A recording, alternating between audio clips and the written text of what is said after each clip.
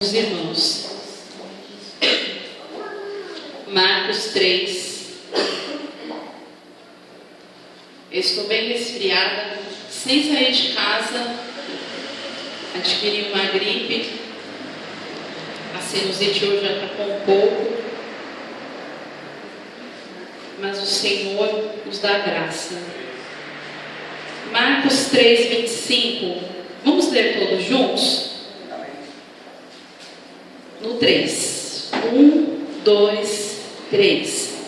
Se uma casa estiver dividida contra si mesma, tal casa não poderá subsistir.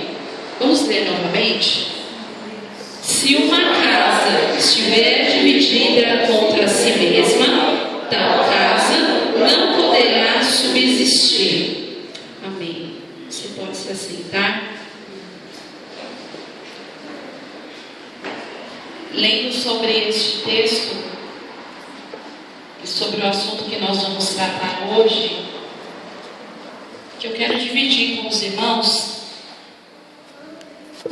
eu conversava com um arquiteto, e este arquiteto, muito conceituado, posso dizer que maior de todos, nós conversávamos sobre um projeto. E nessa conversa minha com este arquiteto, eu passava para ele alguns erros, alguns defeitos desse projeto.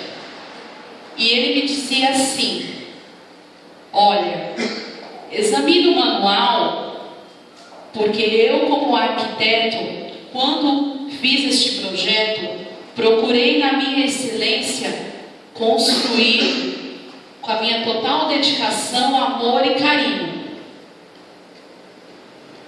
E esse arquiteto me passou uma confiança tão grande que eu fui examinar o manual. Quando nós compramos algo, esse utensílio não vem com manual para que nós saibamos manusear. Esse projeto deste arquiteto também tem um manual. E examinando este manual, eu percebi que realmente o arquiteto não falhou em nada. Todos os seus planos foram arquitetados com a maior precisão, elaborado com dedicação, com carinho, mas os seus integrantes, os integrantes que fazem parte deste projeto, existem erros. E aí eu fui até o arquiteto e disse para ele: olha, eu encontrei o erro. Realmente, o Senhor não errou em nada. Quem está errando são os integrantes que fazem parte deste projeto. E ele disse assim: muito bem. Agora eu quero que você vire para a pessoa que está do seu lado e pergunte assim para ele: você sabe qual é esse projeto? Responde para ele: família. Família. O grande arquiteto fez um projeto mais lindo de todos, que é a família. E ele não errou em nada. E eu lendo alguns textos da Bíblia, eu confesso para os irmãos que muito falou ao meu coração. E eu queria que também falasse ao coração de cada um que está aqui nesta noite. Nós, os integrantes deste projeto, temos errado muito. Não temos seguido à risca o manual que o Senhor nos deixou, que é a Bíblia. E nós podemos encontrar aqui todas as maneiras possíveis para que nós possamos dar certo a esse projeto. Mas nós muitas vezes não queremos ler o manual. Por que será? É difícil, não é? Às vezes a leitura é enfadonha. Às vezes nós cansamos, mas tudo que nós procuramos, as respostas que nós precisamos, está dentro deste manual, que é a Bíblia, a palavra do Senhor, que hoje quer nos ensinar muito. E o primeiro integrante que nós vamos falar nessa noite, a gente tem que começar pelo homem. Sinto lhe informar. O homem foi a primeira pessoa que fez parte desse projeto quando o Senhor Deus criou lá no Jardim do Éden. Vira para quem está do seu lado, se você tiver um homem do lado dele, e fala assim: você é o primeiro que fez parte deste projeto. Vamos abrir as nossas Bíblias lá em Gênesis.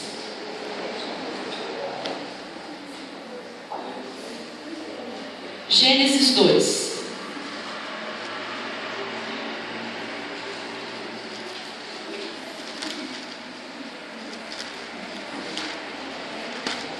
Gênesis 2,15 diz assim: tomou, pois, o Senhor Deus ao homem e o colocou no Éden para o cultivar e o guardar. Tomou, pois, o Senhor Deus ao homem e o colocou no jardim do Éden para o cultivar e o guardar. Em algumas Bíblias, a versão ela vem como para lavrar e guardar. Quando o Senhor fez o homem, a Bíblia diz que o Senhor, do pó da terra, criou o homem e disse a ele: olha, você está sendo colocado nesse jardim para cultivar a terra e para guardar este jardim.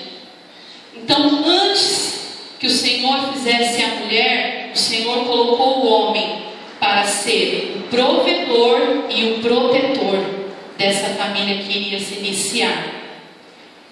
E nós vemos hoje que muitos homens não têm tomado isso para suas vidas, não têm se levantado como o provedor e o protetor deste lar, têm deixado parte da sua tarefa que foi dada por Deus e passada para a sua esposa. O Senhor foi muito claro quando colocou o homem no jardim, quando disse que ele seria o provedor. Mas o que nós estamos vendo hoje, que muitos homens não têm assumido essa posição. E aí é quando entram as discussões nos lares, porque a parte provedor, ela passou a não ser só de um, mas de dois.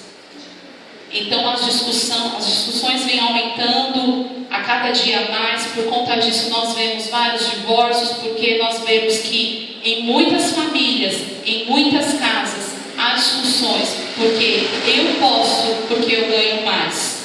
Eu mando, porque quem paga sou eu. E essa não é a tarefa que o Senhor deu para você, homem.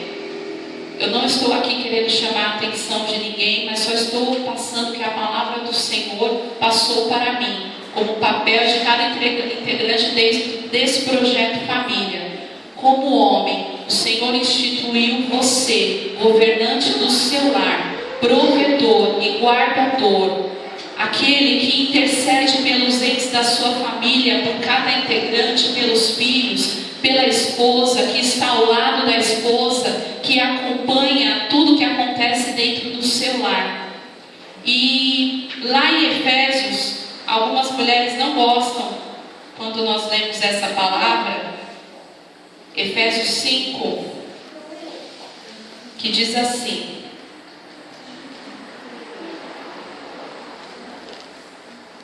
as mulheres sejam submissas ao seu próprio marido como ao Senhor, porque o marido é o cabeça da mulher, como também Cristo é o cabeça da igreja, sendo este mesmo o Salvador do corpo.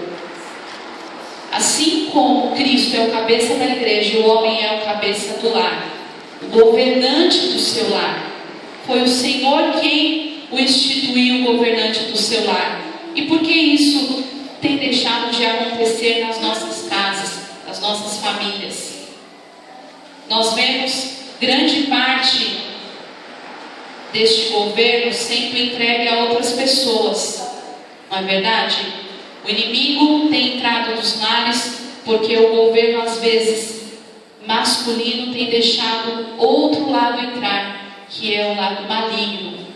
Quando o homem não é dirigido pelo Senhor, não tem o Espírito do Senhor, ele não consegue ser o governante do seu lar. E hoje o Senhor convida você, homem, a ser o governante do seu lar através do Espírito Santo de Deus, através da palavra. Quando você, homem, entra na palavra do Senhor e sabe o valor que você tem dentro do seu lar, com certeza o Senhor te capacitará a a estar na frente do seu lar, a trabalhar, a batalhar por ele, a não deixar que o inimigo entre e roube a sua família. Nós estamos falando hoje aqui sobre família unida, e é o que nós estamos vendo, o que mais tem acontecido, a desunião entrar no meio da família. Eu lia um artigo sobre casamento, e esse artigo muito interessante me chamou a atenção. Por que o pai sempre entra com a noiva no dia do casamento? Alguém sabe? É uma tradição e às vezes nós nem ao menos procuramos saber por quê. Porque a mãe leva a filha e ela poderia entrar com a sua filha na igreja. E por que o pai? Lá em Números, quando Moisés ensinava ao povo os votos que uma mulher fazia, ele dizia assim: olha, uma mulher quando é solteira, quando ela faz um voto, e o seu pai sabe do seu voto, e ele se cala, assim o voto será cumprido. Mas se o seu pai não concordar com o seu voto, então ele não deixará que esse voto se cumpra. Passando essa mulher a ser casada, o seu marido, sabendo do seu voto, e ele concordando, o seu voto será cumprido. Mas ele discordando, o seu voto não será cumprido. Quando a mulher está na casa do seu pai, a sua autoridade é o seu pai, a sua responsabilidade é o seu pai. E quando ele entra na igreja e passa para o noivo, ele está transmitindo essa responsabilidade de autoridade, de cuidado para o esposo. Mas hoje nós não temos visto isso. O amor, ele é apenas um namoro quando chega ao casamento. E quando as duas partes se unem, aos desencontros, às desavenças, e muitas vezes as mulheres, elas não concordam com essa autoridade que agora o seu esposo tem sobre ela. Esse governo que o Senhor passou a cada homem não é de autoridade, não é de abuso, mas de cuidado, de responsabilidade. Se cada homem do Senhor se entregar verdadeiramente ao Senhor, segundo os mandamentos que o Senhor deixou para você, com certeza a sua casa será administrada com a autoridade vinda do Espírito Santo de Deus. Agora você vai virar para o seu irmão e vai falar assim para ele: segundo integrante, a mulher. A mulher, é muito difícil falar dessa parte porque eu vou falar. A mulher, hoje em dia, o que nós temos visto, ela tem sentido a necessidade de ajudar o seu esposo trabalhando fora. Não é verdade?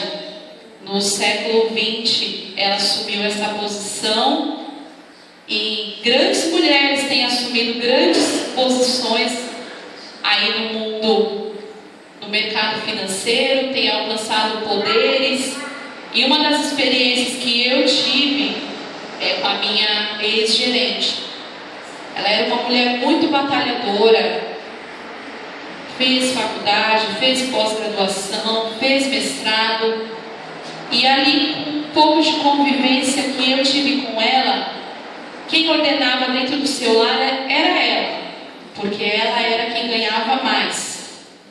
Então, se ela dizia assim: hoje nós não vamos fazer isso, era o que ela dizia.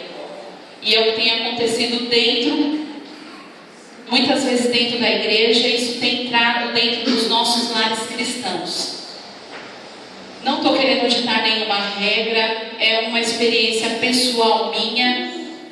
A partir do momento que eu vi que a minha vida familiar não estava indo bem, por decisão minha e por apoio do meu esposo, eu decidi ficar em casa.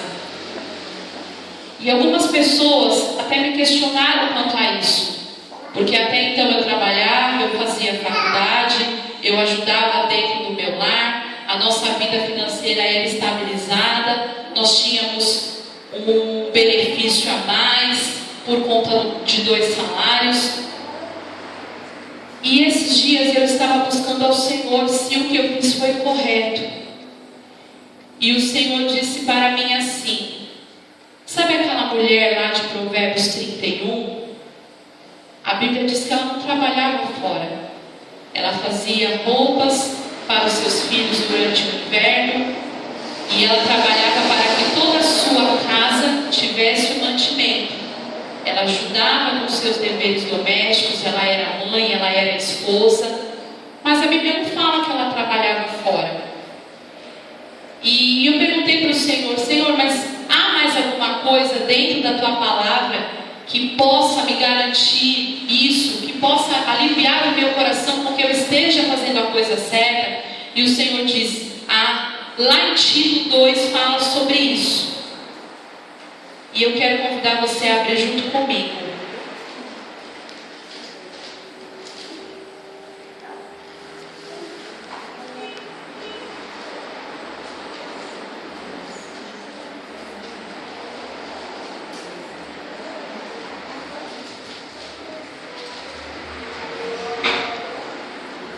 Tito 2,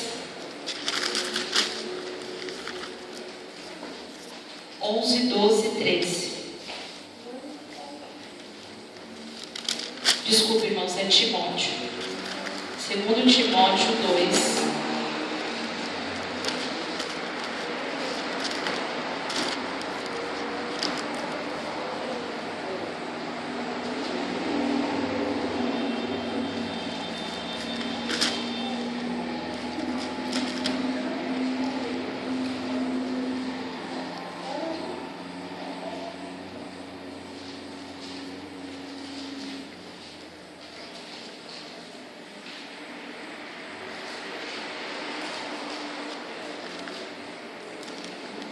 É primeiro, desculpa.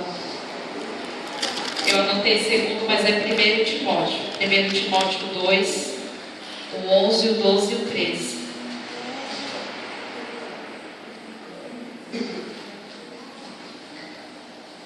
A mulher aprenda em silêncio com toda a submissão. E não permita que a mulher ensine nem exerça autoridade de homem. Esteja, porém, em silêncio, porque primeiro foi formado Adão, depois Eva. E agora Tito 2, o 4 e o 5.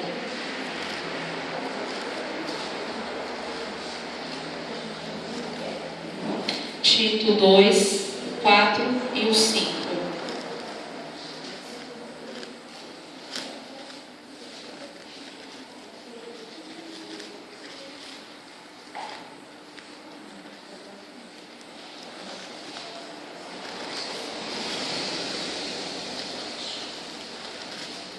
Começa no versículo 3. Quanto às mulheres idosas, semelhantemente, que sejam sérias em seu proceder, não caluniadoras, não escravizadas a muito vinho, sejam mestres do bem, a fim de instruírem as jovens recém-casadas a amarem ao marido e aos seus filhos, a serem sensatas, honestas, boas donas de casa, bondosas, sujeitas ao marido, para que a palavra de Deus não seja difamada. Quando o Senhor criou a mulher da costela de Adão, Ele disse assim: ela será adjutora, auxiliadora, andará junto com ele. E muitas de nós mulheres hoje não temos deixado os nossos maridos serem o que eles foram chamados por Deus, serem os sacerdotes do lar. Achamos que, por termos uma condição ali no mesmo patamar que ele, achamos que nós devemos mandar também. E aí é onde entram as discussões familiares. O Senhor instituiu o homem como sacerdote do lar e a mulher como auxiliadora. Não que o homem tome as decisões sozinhos, mas que a mulher o ajude em tudo. Que o ajude em tudo. Hoje o que nós temos visto, as mulheres saem para trabalhar e deixam os seus filhos com terceiros. Elas não têm tempo de cuidar dos seus filhos. Elas não têm como ensinar os seus filhos. Outras pessoas ensinam. E o que tem acontecido? A maioria dos jovens de hoje, no século de hoje, estão se perdendo porque perderam o ensinamento de suas mães. Quantas mulheres aqui com suas mães, quando eram pequenas, tinham suas mães em casa? Levante sua mão. A minha mãe, ela trabalhava, e eu sou a mais velha de 3 irmãs, ela deixou de trabalhar. E um dos ensinamentos que eu tomei para a minha vida, como exemplo da vida dela, foi: a partir do momento que ela teve filhos, ela se dedicou ao lar e à criação dos filhos. Nós não podemos transmitir a culpa com a responsabilidade que é nossa. Nós mulheres temos fugido do nosso papel, do que o Senhor nos colocou às mãos, de sermos auxiliadora do nosso marido. Como nós vamos auxiliar os nossos esposos se nós estamos tão ocupadas com os nossos afazeres e esquecemos de fazer o que o Senhor nos deixou, de ser auxiliadoras, mães e boas donas de casa, como diz aqui em Tito. Esse projeto família, eu não estou aqui chamando a atenção de ninguém, mas se nós formos analisar, nós não estamos fazendo nada do que a Bíblia tem nos ensinado. As famílias de hoje não têm se dado conta de que deixaram os mandamentos do Senhor. E aí as pessoas perguntam por que as famílias estão sendo destruídas, o inimigo tem entrado, mas será que nós não estamos dando lado ao inimigo entrar, quando não cumprimos os projetos que o Senhor colocou nas nossas vidas, de sermos mães, primeiramente esposas e auxiliadoras? Damos muitas vezes valor aos nossos desejos de irmos sair para trabalhar, para fazer bem para nós, porque as mulheres agora se acham no direito de que tem que assumir uma posição e deixam de assumir a sua posição espiritual. Muitas vezes, irmãs, o sacerdote do lar não consegue assumir o seu papel porque nós não estamos dando o devido respeito e valor. Estamos dando valor apenas à nossa satisfação. Eu sei que o nosso mundo hoje nos pede isso, as dificuldades são muitas, mas as mulheres de antigamente não tinham as mesmas dificuldades, e antigamente os filhos eram mais bem educados do que hoje.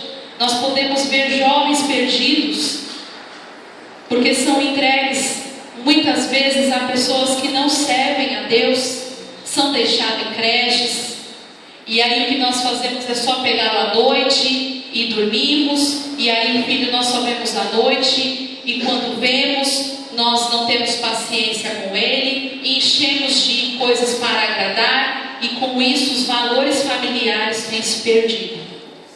A vida familiar hoje não é mais a mesma, porque nós deixamos de cumprir o manual que o Senhor nos deixou. Eu lia sobre um artigo que dizia assim, que lá na Inglaterra, 40% das vendas de mesas de jantar caiu, e o aumento foi das mesas de escritório. E aí eu fiquei me perguntando, e eu continuei a ler para saber qual era o propósito desse anúncio, e dizia assim, que na lei judaica a mesa de jantar não era só um enfeite da casa como nós temos na nossa casa, mas era um altar onde a família se reunia para conversar. 70% dos brasileiros hoje jantam em frente a uma televisão. Que conversa que uma família tem na frente da televisão? Quais os desafios que essa família vai conversar ou discutir ou tratar em frente a um programa? Nós temos visto o inimigo entrar dentro do nosso lar e não temos feito nada. Eu convido você e a mim, nesta noite, a mudarmos essa situação. Não que amanhã, aqui quem trabalha, deixe o seu emprego. Não estou dizendo isso, pelo amor de Deus, mas que nós venhamos nos atentar mais ao que a palavra do Senhor quer nos ensinar e quer nos passar. valores familiares que têm se perdido, não por culpa de outras pessoas, mas por nossa culpa mesmo. Quando nós assumimos diante de Deus, no altar, que nós faríamos um relacionamento com a outra pessoa, assumimos com Deus e com a pessoa um tratado de permanecermos juntos, fiel até o fim, e isso tem acontecido dentro do nosso lar. A primeira discussão é um para cada lado, as famílias estão entrando em desunião, não há conversa. A conversa inicia, daqui a pouco já se transforma em uma discussão. Não há, olha, vamos orar, vamos falar, e já é aquela chamação de tantos outros nomes, sabe? Nós temos visto assim constantemente na minha rua, como as pessoas tratam entes de sua família com tantas grosserias. O valor moral, o respeito um pelo outro tem se perdido. E o que isso irradia é nos filhos. É o terceiro integrante desse projeto. Filhos. Os filhos observando seus pais. Qual o ensinamento para o futuro? De que família não é bom. Eu vou casar de jeito nenhum para viver como meu pai e a minha mãe. A menina geralmente no lar, quando ela vê um pai agressivo, ou até mesmo um pai alcoólatra, ela pensa assim: eu não quero isso para a minha vida. E ao mesmo tempo, o menino. O Senhor nos chama nesta noite a voltarmos ao primeiro amor, a sentarmos juntos numa mesa de jantar e a conversarmos, a tratar uns com os outros com respeito, sabendo que existe pai e mãe dentro do meu lar, mesmo se só o marido e a esposa no futuro terão filhos. Então vamos aprender desde já a nos tratar com respeito, porque o Senhor está aqui conosco. O que será que o Senhor pensa quando nós nos reunimos como família para fazermos uma refeição? Será que Ele assenta conosco à mesa? Ou Ele se afasta no canto da casa e olha para nós e pergunta: o que fizeram do meu projeto? E muito triste eu olhava para essa situação que grande parte das nossas famílias cristãs tem participado. O divórcio hoje no meio evangélico é comum. Incompatibilidade de gêneros. Não deu certo. Vamos nos separar.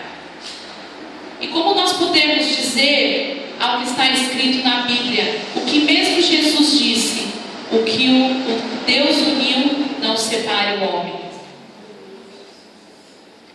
E olhando para o texto que nós lemos em Marcos 3:25, que diz assim: uma casa dividida não subsistirá. Se a casa estiver dividida, ela não vai conseguir. Sabe essa cadeira? Ela existe. Se nós quebrarmos as pernas dela, ela vai continuar a existir? Ela não será cadeira. Ela é cadeira. Se nós quebrarmos a perna, ela é uma cadeira quebrada. Assim é a família. Ela existe. Mas se ela não estiver unida, cumprindo o que o nosso arquiteto nos deixou, nós não existiremos. Será apenas um nome. Eu quero orar por você, pela sua família, pela minha família, para que o Senhor nos ajude a subsistir a tudo, a não termos apenas um nome de família, a não termos apenas um nome como esposa e esposa, mas a sermos servos do Senhor, que estamos levantados, ousados, juntos, unidos, para lutarmos contra o nosso inimigo a favor da nossa família. O projeto que o Senhor nos deu, o projeto que o Senhor instituiu desde o jardim do Éden, quando Ele fez Adão e Eva,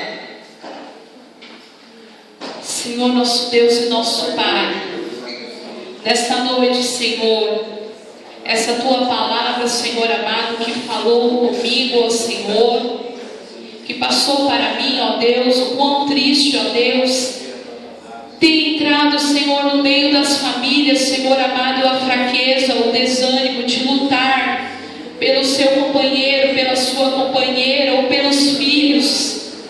Senhor, o inimigo tem tampado os nossos olhos para que nós não vejamos mais solução. O inimigo, Senhor amado, tem cegado, Pai amado, a nossa visão para que nós não vejamos saída, para dizer que não há mais jeito, eu não oro mais, eu não luto mais por este casamento arruinado, por esta família que o inimigo entrou e não consigo mais, Senhor, eu não tenho mais forças para lutar, eu não quero mais, eu vou renunciar tudo, eu vou entregar os pontos.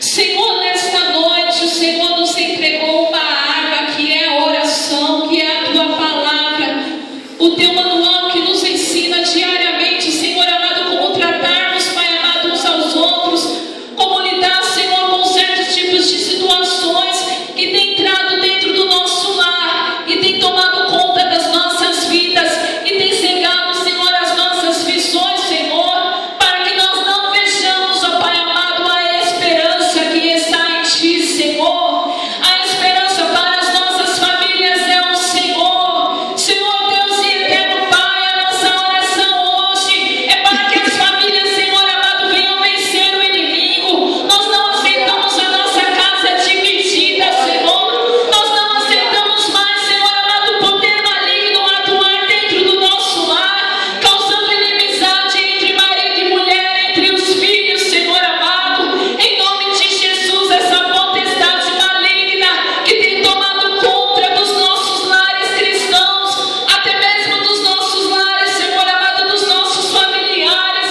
que tem, Senhor amado, destruído e acabado com a imagem família na mídia. O inimigo tem cegado as nossas visões, Senhor, e nós não conseguimos mais ver, Senhor amado, a normalidade em tantas coisas. O inimigo tem feito homem, família, mas este não é o projeto do Senhor. O Senhor não fez Adão e João, o Senhor fez Adão e Eva com o propósito, ó Deus, de serem um, ó Pai amado, numa só carne, num só espírito, num só propósito, o propósito de Te adorar e de Te buscar, e juntos passarem aos Seus filhos os ensinamentos que a palavra do Senhor nos deixou, Senhor amado, os filhos que são a nossa herança, ó Deus, o que nós entregaremos a Ti naquele grande dia, se nós desistirmos dos nossos filhos. Senhor, que herança que nós entregaremos se nós desistirmos, ó Pai, desta herança. Senhor, nós te pedimos agora, Senhor, ajuda, Senhor amado, nesta noite, mães, a orarem constantemente por seus filhos, a não desistirem deles, a estarem, Senhor amado, constantemente em oração, porque foi o que o Senhor deu e o Senhor requerá de nós algum dia, lá naquele grande dia, e nós queremos, ó Pai amado, entregar os nossos filhos em Tuas mãos, Senhor. Ajude-nos, ó Deus, a tratar, Senhor amado, os nossos esposos como sacerdotes do lar, ó Deus, como mulheres, Senhor amado, nós queremos, Pai amado, ser como aquela mulher virtuosa, Senhor amado, a exaltar o nosso esposo, a ajudar o nosso esposo a ser auxiliadora e não apontar-lhe o dedo dos erros que ele já cometeu, Senhor, mas a reerguê-lo, ó Senhor, assim como o Senhor quer. Deus, que os esposos nesta noite tratem as suas esposas com respeito, ó Deus, que eles, ó Pai amado, amem as suas esposas como diz lá em Efésios, ó Deus, em nome de Jesus, que os dois sejam um, Senhor amado, contigo, ó Deus, e juntos, ó Pai amado, nós conseguiremos, ó Pai, unir as famílias, ó Deus. Senhor, que os nossos filhos aprendam em obediência com seus pais, sendo o exemplo, ó Senhor amado, que nós como os pais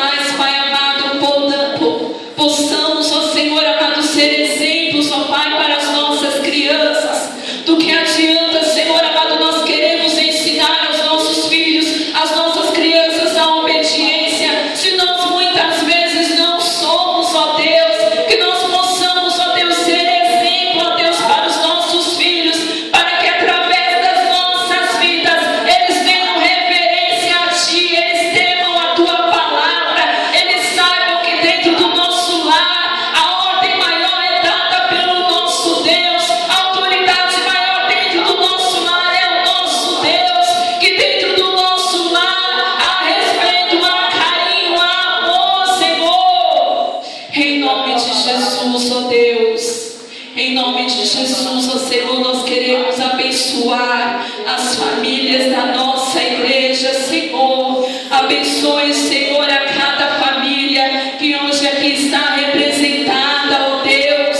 Que o Senhor cuide e ajude, ó Pai amado, a cada um, Senhor, a resgatar a sua família se está perdida, a lutar por ela, a não desistir dela, Senhor, a perseverar, Senhor amado, por ela. Que juntos, ó Pai amado, possamos, ó Deus, unidos aqui, Senhor amado, na tua casa, como família, Senhor amado, unidos em ti, Deus, te adorar, Senhor.